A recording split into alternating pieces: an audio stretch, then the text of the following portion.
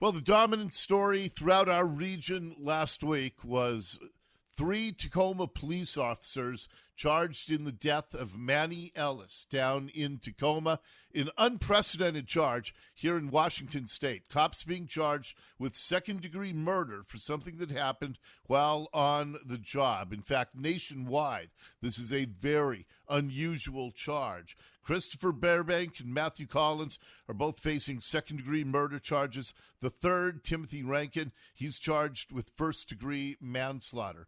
Bail was set at $100,000, and late last week, a local Tacoma businessman bailed all 3 of those men out of prison. His name is Josh. He joins us here on the Dori Monson Show. Josh, I appreciate you coming on with me today. You bet. Did you know these officers personally? I've had interactions with them. I don't know them on a personal level, but these 3 individuals I've ran into in the community. I have a construction business. We constantly are, having theft issues. And so, and I've seen them around our community, couple of them that aren't charged. I know from also patrolling our area and have proactively worked our neighborhood to clean it up and clean up crime down there. And they've done a great job. And I do know them from through people that just have great things to say about them personally. And but no, just on a professional level. Yeah. Okay. So that's a pretty big leap to have, at best, a casual relationship to being the guy who bailed all 3 out of prison. Why did you do that? This thing's been going on for, the better part of, I think, 14 months now. I'm a concerned citizen, for one, a concerned business owner as well. I've grown up here in Pierce County, Tacoma, all my life. This agenda that's, but it's been fueled by the media to this small group of people that want to abolish the police department and defund the police department. I don't think have any idea what the ramifications of that would look like. These individuals, I've watched the videos, I've seen documentation, I've read the documentation. I know starting from just the beginning, our officers down here in Pierce County and Tacoma are great guys. They're great men and women who go out to work and protect the public. They don't wake up in the morning and, try and figure out who they get to kill today. That's just not the mindset, at least not down here. And these guys were doing their job. This guy has a history of doing this. 3 months prior, he had robbed a store and was running half naked up the street and charged at officers. That video's out there too, but nobody wants to, talk about that. They just, want to talk about police and shed the worst light on them as possible. And I don't know how you can look at the evidence in 14 months of investigation and all of a sudden our AG's office comes up with these kind of charges against these guys who were just doing their job. It's just crazy to me, and that's not just me. It's a lot of people I talk to. Well, I'll tell you what, Josh.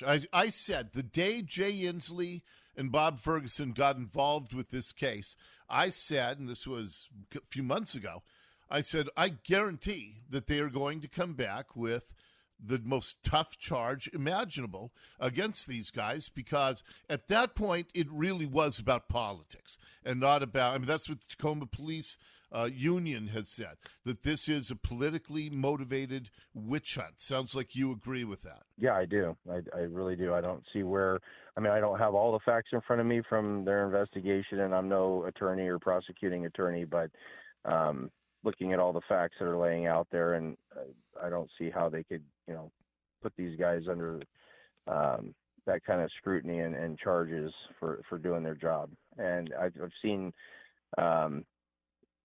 the initial incident that happened there is not being spelled out to the public either. These officers didn't just see him and grab him and beat him. That's not what happened. And, that's what our court's for, and the truth will come out. And we have great judges down here and a great justice system. And I think the truth will come out and these guys will be acquitted of these charges. But it's Let's just talk about horrible that they have to go through it for their families. Let's talk about one other thing you're dealing with. On Friday night, after you bailed them out, a bulletin went out. I have it in my hand right now from Antifa News. Community warning: a fascist in Tacoma. Josh, owner of, and then they named your construction company, and they say that you bailed out these 3 officers. They say that because of that, apparently they want horrible things to happen to you. They give the address of your business. They give the business phone number. They've given out your personal cell phone number.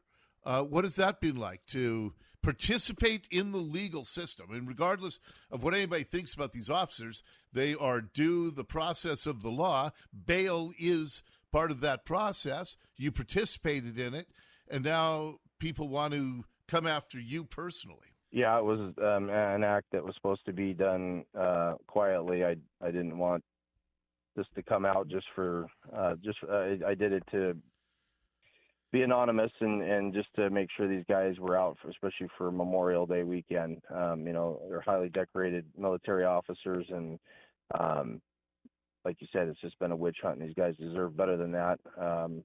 To be honest with you, I've had 99% of the feedback I have is positive. I can't even keep up with the messages people have sent me and I've had police officers from across the country call me or reach out to me and thank me for standing up, and that's what needs to happen, not just me. It's the public as a whole. I think if you really took a decent survey, 85, 90% of the public is pro-police, and this agenda to abolish police is just, it's nonsense. I'm not worried about them, and anybody that knows me knows who I am and my integrity, and other people that don't can say what they want. It's not going to affect me one way or the other. I talked to a legal expert about this, though, Josh, and I was told that what they did is likely felony harassment against you, but they're such anonymous cowards. I don't know how you would trace that back to one person. I mean, that would be the big challenge. But it doesn't even sound like you care enough about what they've done to want to pursue that. It doesn't sound like you're afraid of them at all. No, and I'm tired of the media giving them a platform. I don't even want to talk about them.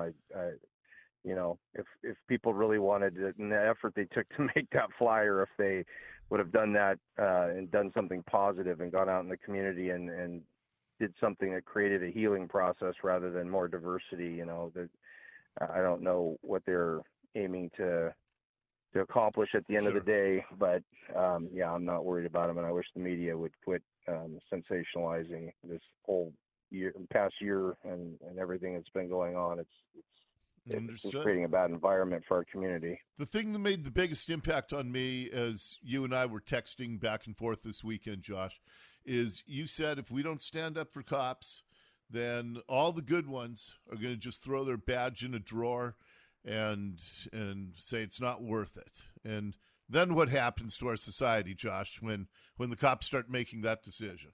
Yeah, we're going to have bigger problems, way bigger problems. I mean, you're going to have people policing people, and that's not good. And when you say, all the good ones, I believe, I don't think there's any officer that goes and signs up and goes through the rigorous testing and psychological evaluations and tries to get on a department because they want to hurt people or write tickets. And, I said this a long time ago, being on the board for Crime Stoppers, police don't get up in the morning and want to hand people out tickets and figure out who they want to murder today. That's just not why they do the job. And it's sad that people think that. I feel bad if they've had a horrible experience, but like I've told people in the past, and like I've grown up with my own family, my grandpa, telling me when I was young, give an officer the benefit of the doubt. These guys come from a domestic violence situation or a fatality car collision where a child's, maimed or dead, and then they got to get back in their patrol car and go out and keep doing their job. They don't have time to digest what they've just dealt with, and then they're catch you speeding, and the cop's a jerk, but you don't understand what happened an hour prior, and No, I got you. And look, just in closing, we have a few seconds left. All three of these guys that you bailed out, Army veterans. One got the Medal of Honor, another got a Purple Heart, third was a Ranger. The two charged with murder, one of them has two little kids. They're both married. One of them has two little kids, 10 and 6 years old. The other one has 4 little kids. And it makes me sick, Josh, when I think about Jay Inslee and Bob Ferguson using these families for their political grandstanding and further aspirations. And I am convinced it is nothing but that. Yeah, we need to get our politics out of the legal system. They have nothing to do, nothing involved with this. Washington State Patrol did an investigation. Apparently that wasn't enough for them. So that's what makes me raise my eyebrow and what the real intent is here. But like I said, we have good judges here and good people that will, the truth will come out, and hopefully at the end of the day they'll be acquitted and back with their families. But the scar it's left for them, I'm sure, is not going to heal quickly. Yeah. All right. Josh is the man who bailed out the 3 Tacoma police officers on Friday. Josh, I appreciate you speaking with me today, and let's stay in touch, okay? Sounds good. Yeah, you have a good one, Dori. All right. Josh, Tacoma businessman who bailed out the 3 officers, 2 charged with murder, 1 charged with manslaughter. Your thoughts, 98973 is the text line, and we have lots more to come here on the Dori Monson Show.